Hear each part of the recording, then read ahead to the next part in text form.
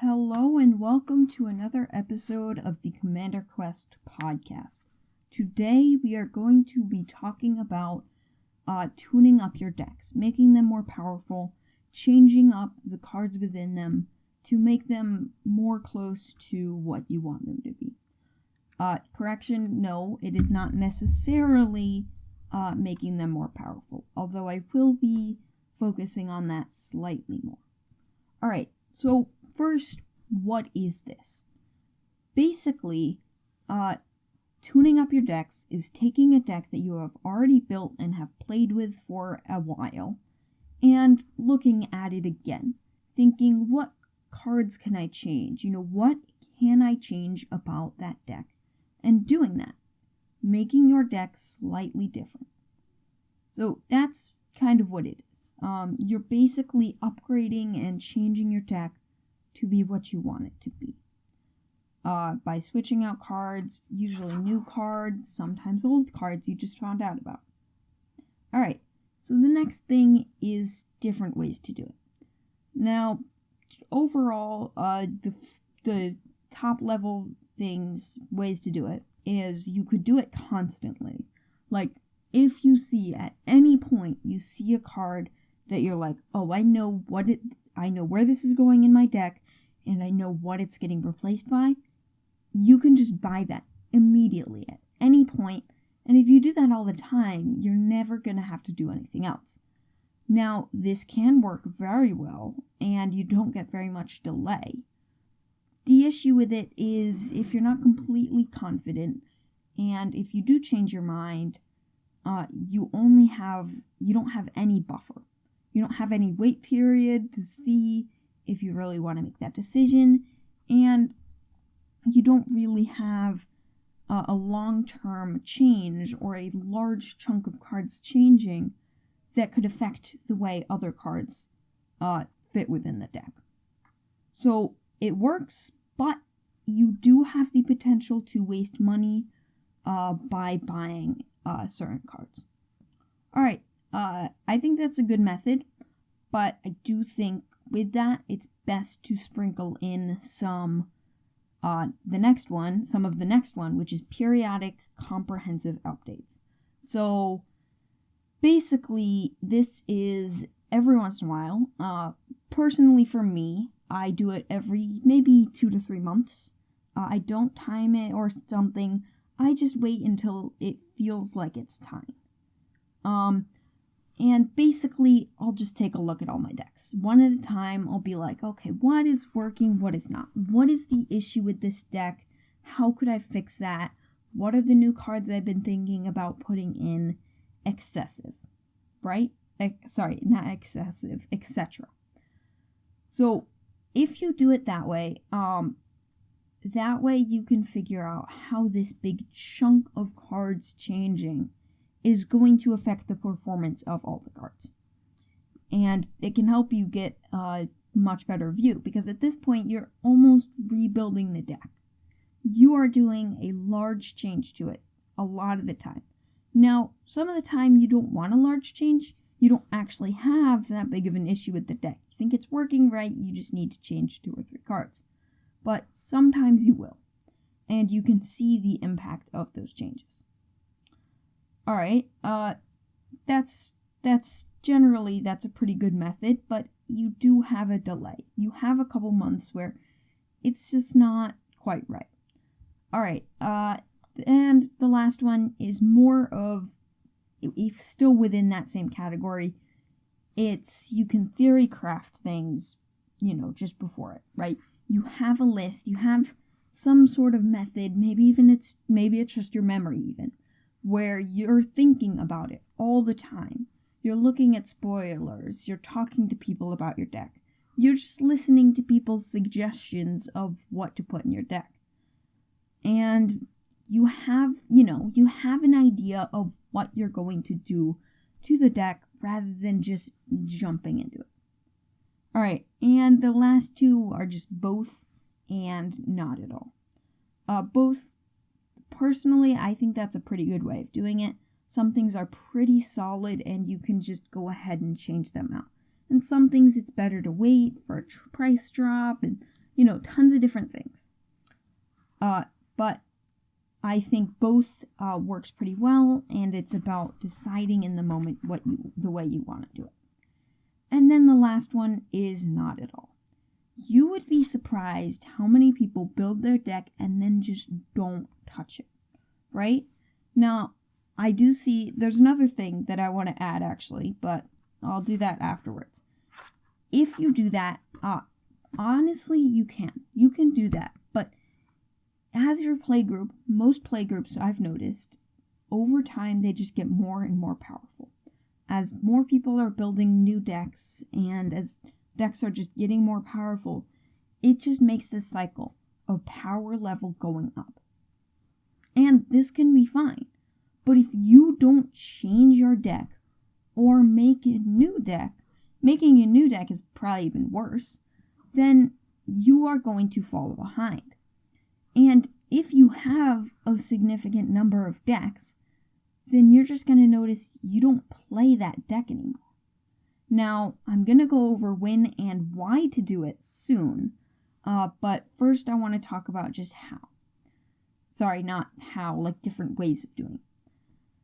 So, you can do it, but odds are you're going to end up retiring a lot of decks and just them not really getting their proper use, which can be a lot more expensive building tons and tons of new decks than it can be to just fix the ones you already have. And that could be okay if you're willing to spend that extra and you just really don't want to have to deal with that, right? You don't want to have to figure out, what am I going to do with my old deck? You don't want an old deck. You want a completely new one, and I respect that, but that's not what everyone wants. And most of the time, I would recommend bare minimum theory craft the changes you're going to make and see if that makes you more excited about it. And if it doesn't, go ahead, make your new deck. But it's usually worth having fun, building decks, messing around with your magic cards, than to just buy it. Now, maybe people disagree. Some people have more fun and some people have less fun building decks. But personally, I almost always put in the work to save some money. Because I enjoy that work. I enjoy building decks and tinkering and basically finding the exact way that my deck is going to be, so I don't buy too many cards that aren't going to be used. Alright, so that's on the base level, what is it? We kind of did that, and different ways you can do it. I could go over these a little bit more, but that's basically it. So next is when and why to do it.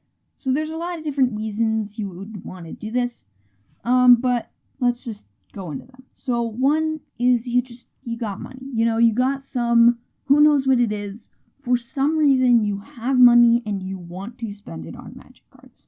You could build a new deck, you could just buy boosters or packs or draft, or, if you want, you can upgrade your deck. And that makes sense. A lot of people will slowly, over time, upgrade their deck. Start with something really, really low value and just make it better and better. Personally, my oldest deck is about $500. I'm a relatively budget builder. I'm not like under $100 budget builder, but I will almost never spend more than $200 on a deck.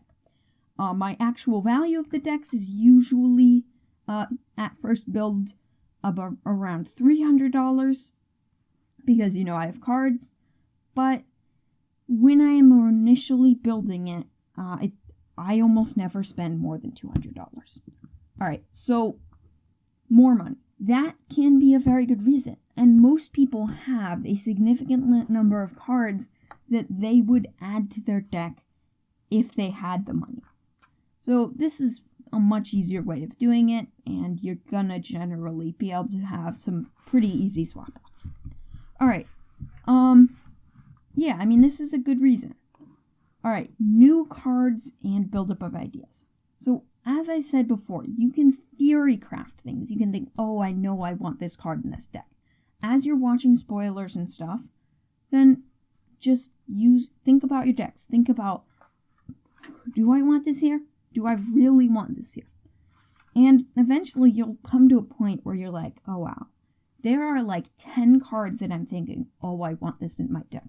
And most of them, well, maybe like half of them, will not actually end up in the deck. Most decks are pretty solid in their cards. Every single card is in there for a reason, and that reason is a pretty good one. But sometimes you find cards that aren't, and sometimes you find cards that just work better. So, that's a pretty good reason too. Next is just a cool idea. So say you have a deck that just it has like some sort of, we'll say an aura theme, right?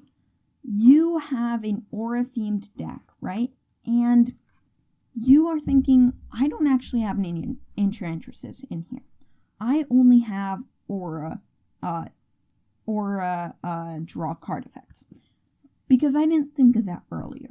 Now that's a very base level thing, but it's just what came off the top of my head. So you have this idea that works great with your deck and you want to test it out. So you will just try that, right? Now, if you're going to do this, depending on the example, it could be rather bad. It could have a disastrous conclusion and it doesn't work at all. But that's okay. What I'd recommend is first you theory craft. You think, is this really going to work? Is this really helping my strategy? That. Then, depending, usually, you could either proxy or you could play online. So, if you proxy cards, you will have to talk to your playgroup, and who knows if they will accept. But if you're testing out something like this, you have no idea if it'll actually work. Well, you have a pretty good idea. But you don't have the most confident idea. So you have to test it out. And if you can do that with your playgroup, go ahead. But if you can't, there are a lot of different ways to do this online. So most of these are not, well, none of them are official by WotC. Basically, it's Cockatrice and untap.it. They're basically just ways you can play online with people. And I would recommend untap.in because there are many more. I use Discord servers to play online with people, but there are many more Discord servers to play online with untap.in. So I will leave a link to 2 Discord servers that play untap.in games. Or actually, we play, well, I don't know if no one has currently played it yet, but in my Discord server, which is in the description, there is an untap.in category. So please join. Alright, so I will leave links in the description to untap.in Discord servers, and it's just a website, right? You can go there, make an account, and it's completely free, and it's really fun. So you can test it out that way.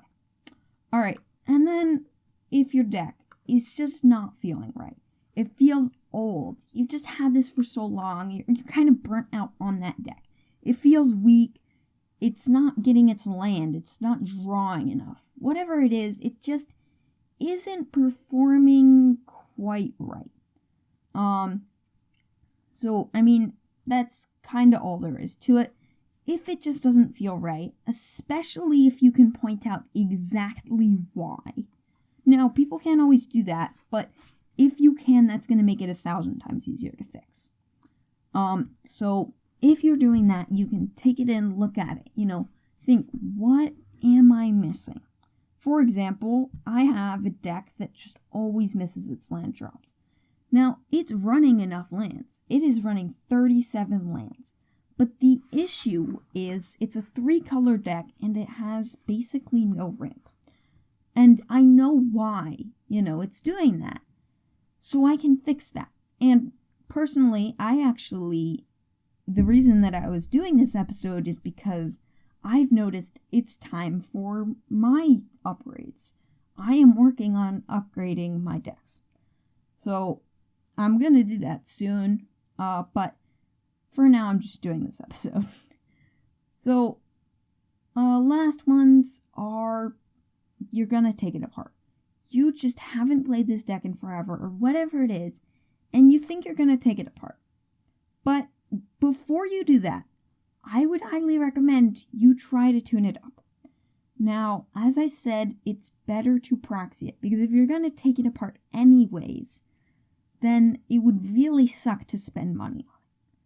So I would highly recommend that you test it out and you just change it. Why are you taking this apart? Because you haven't played it in a while? Well, make it more interesting. Do something absolutely crazy. This is the point of no return. You can do the most insane thing you could ever think of. There is no downside, right? You can't mess it up more than this. Any point beyond this, it's just going to be taken apart. So maybe you want to turn it into your CEDH deck. You would never do that because your playgroup doesn't play CEDH or something. But you can do anything with it. This just completely opens the possibilities. Do not think of this as, oh no, I have to save my deck. Think of this as, oh, well, I'm not going to have this deck anyways if I don't do this. So I could just try anything, right? So, yeah, it's honestly an opportunity if you're going to take a deck apart. Alright, and the last one is basically the same thing. It's just you haven't played it in a while. You've realized, oh, I haven't played this in the last 10 sessions I played. Whatever it might be. I personally would recommend that you go by the amount that you play, not a period of time. Like, if you realize, oh, I haven't played this deck in 6 months, but you haven't played Magic in 6 months because of quarantine, well, that's insane, So, you have to, depending on how much you play, I'd recommend you go by the number of play sessions you didn't play it. Or, even better, probably the number of games, but that's even harder to track. So, simple enough. So, now we get to the last part. How do you do it? Right? You have this, you're like, okay, so I know I want to change it, and I have a general idea of what I want to change about it. So, basically, first thing is new cards. So, if you are looking for new cards, there's several ways to do this. The first, and one that I would recommend, is just watch spoilers. If you watch the spoilers, I'm 90% sure you will have fun doing it. I always watch them, and I always have fun with them. So, watch the spoilers, and hopefully you'll have fun. But if you don't watch the spoilers, that's fine. That is somewhat optional, You won't have the exact same level of confidence that you would if you had watched them, and you're not going to be quite as accurate. But if you don't, that's fine. There are many other ways. So, what I'd recommend is you go on Scryfall. For each individual new set that you want to check on, do type set, colon, and then the 3-letter set code. So we're going to do Jumpstart. And then you're going to say not, colon, reprint. And then you are going to optionally add color identity. So this way you can see all the things in the set that are not reprints. So you just get to see the new cards, and there you go. This can work great. You just see every single card that you could use. If you are watching spoilers, just a quick recommendation, you should keep a Cards I Want document. It can be anything. It could be an Architect deck. It could be a piece of paper. It could be a Google document. Anything at all that keeps track of the cards you're thinking about. Do I want these? And it just gives you somewhere to go. So, simple enough, that's going to be really useful when you do go to tune up your decks. And the last one is the EDH Rec new cards page. So, if you go on EDH Rec, right, you go to your commander. We will just use the commander of the day, which is Thalia. If you go to your commander and you just scroll down, it is the top thing, I think. It's not loading, but it's the top thing or one of the top things. Yeah, it is the top thing.